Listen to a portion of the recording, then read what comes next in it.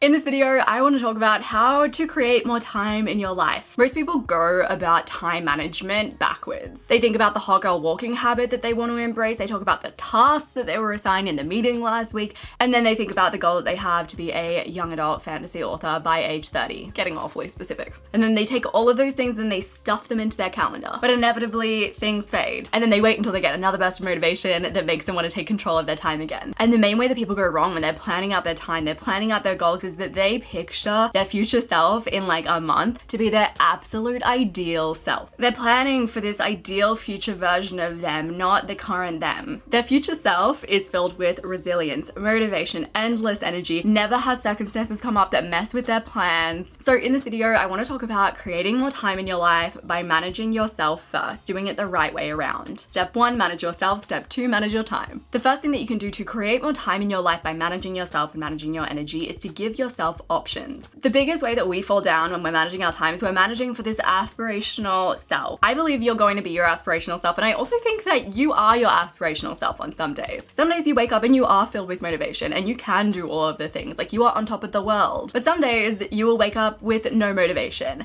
and you will just want to stay in bed and you will just want to scroll on your phone and not do your tasks for the day. You need to accommodate for both of those versions of yourself. One way that you can do this is by creating an if-then chart. So start by writing a list of all the things that you can do that make you feel on top of life. Don't chuck in a bunch of tasks that you genuinely don't do. So don't write meditation on there if you're not someone who meditates. These are just the things that keep you on top of life that sometimes you probably don't do as it is. Then give yourself if-then options for each of those things. Option 1 is your aspirational self. If you are feeling amazing, so for example, the habit of tidying every day. Maybe tidying makes you feel peaceful, it makes you feel productive, it makes you feel clear-headed. Write down option 1. If I feel amazing, if I am my aspirational self, then I will clean the whole house, including the fridge and the pantry. If I'm feeling average, then I'm just going to set a 10-minute timer and clean what I can. If I'm feeling really crap, if I'm the opposite of my aspirational self, then I'm going to just tidy the bench, because that's the thing that has the biggest impact on me. In Stephen Guise's book, Elastic Habits, he talks about one of the reasons why having range goals can be impactful is because of a comparison. You'll look at your aspirational version of the habit and be like, oh my god, that's way too much. And then you'll look at your average version, you'll be like, oh, I can do that, particularly in comparison to that. Typically when it comes to life management, when it comes to habit management, people are all about discipline, having one standard that you must stick to every single day. And it's very robotic. And it leads to you not hitting that high standard one day and then you kind of dip. You just don't. You choose not to. And because you plan for your future self like they were a robot, like they didn't have bad days, your future self then has to deal with the consequences of you dipping out on that habit. And you ultimately lose time. The next way to create more time in your life is to plan in restorative tasks first and then productive tasks second. Imagine that you plan a week of solid doing. You time block time for meetings, calls, project work, admin, and then by midweek you hit this wall. You're low energy and you get way less done during the end of the week, and on Friday you're kind of just clicking around to look like you're doing something as opposed to actually doing something. Reimagine that, and instead you plan in restorative tasks first. So exercise goes in because you know that gives you energy. Connection is really important to you. You are absolutely restored when you hang out with your friends, so you're making sure that you have a night or two in the week where you're doing that. You put in a walk in nature at lunchtime when you go out for your break.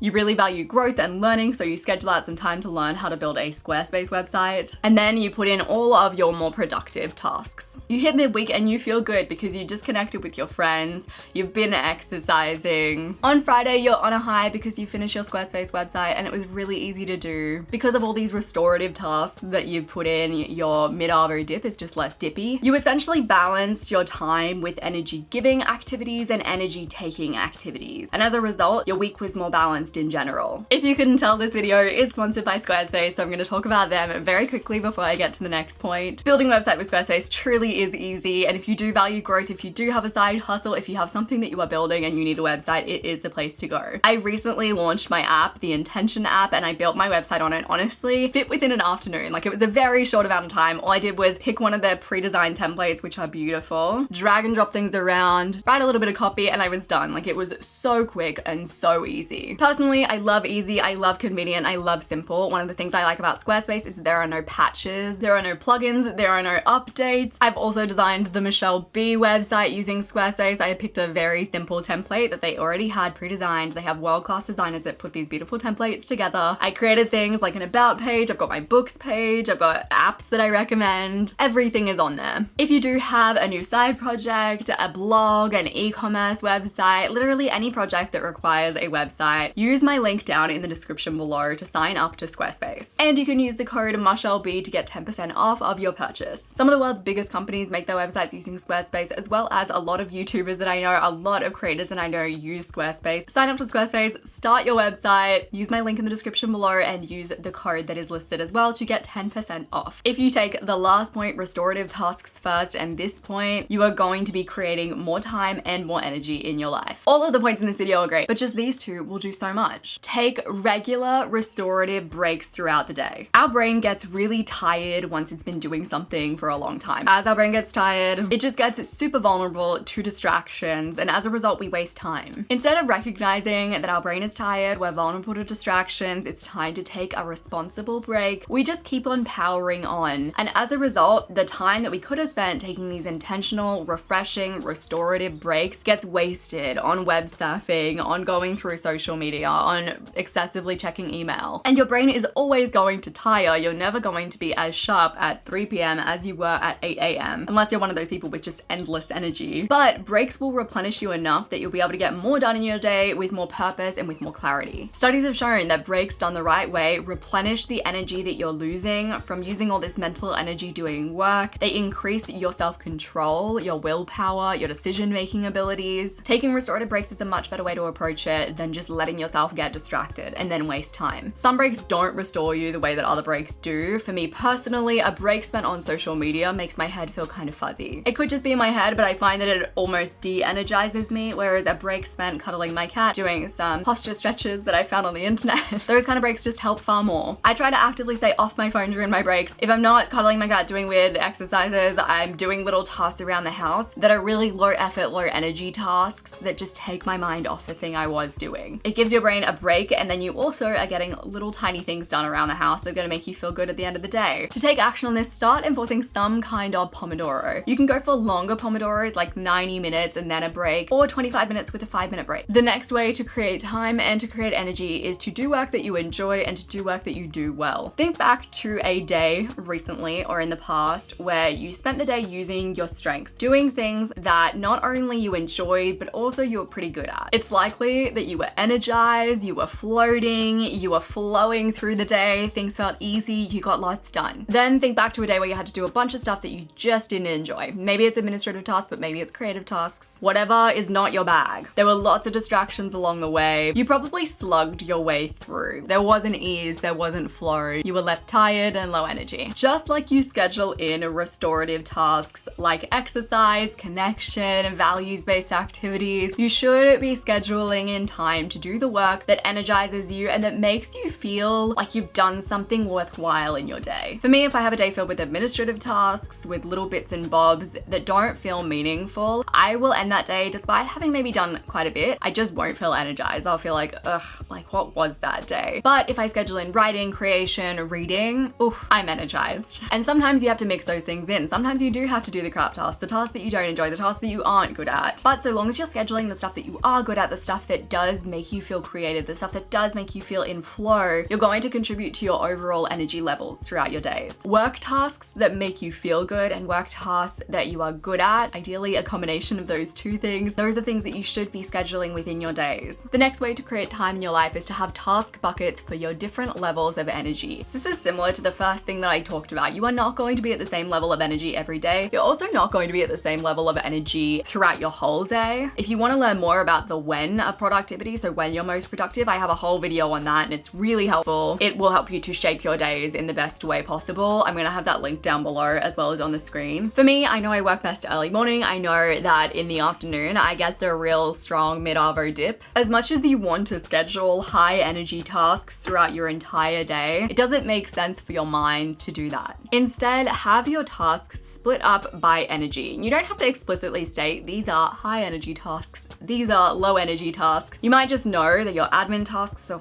for when you're low energy, and your high impact, high effort tasks, those are for when you are high energy. Sometimes even at your most high energy times, you simply won't have the energy because every day is different. If you got a terrible sleep, if you had a fight with your partner, if you're PMSing, if you're just having a low day, you just need to accommodate for it. And I think sometimes when we don't consider energy management and when all we consider is time management, when we are having an off day, we're like, okay, well, I just won't do anything, which is fine. And you need those days. But what if instead of that, on those low energy days, you had the approach of, well, look, it's a bad day, got a terrible sleep. I'm gonna just totally focus on my low energy tasks today because I know that I can do those. It doesn't require too much mind energy and I'll still feel like I'm contributing and I still feel like I'm moving forward on my goals, my tasks. I think a lot of the point of this video boils down to the fact that you are not a robot. You need to consider your energy. You need to consider yourself when it comes to planning in your time. And the more that you consider yourself, the more compassionate you are to your needs and the fact that you're not a robot, the more time that you will end up creating in your life. If you like these kind of videos, I have a whole playlist that is focused on productivity. I talk about things like when to be productive, how to be your most productive, how to simplify. And I'm gonna have that playlist listed on the screen as well as down below if you wanna go on a bit of a productivity binge to get your motivation levels high to start managing your energy, managing yourself versus just managing your time. I appreciate you so very much. Subscribe to this channel if you haven't already, and I will see you soon.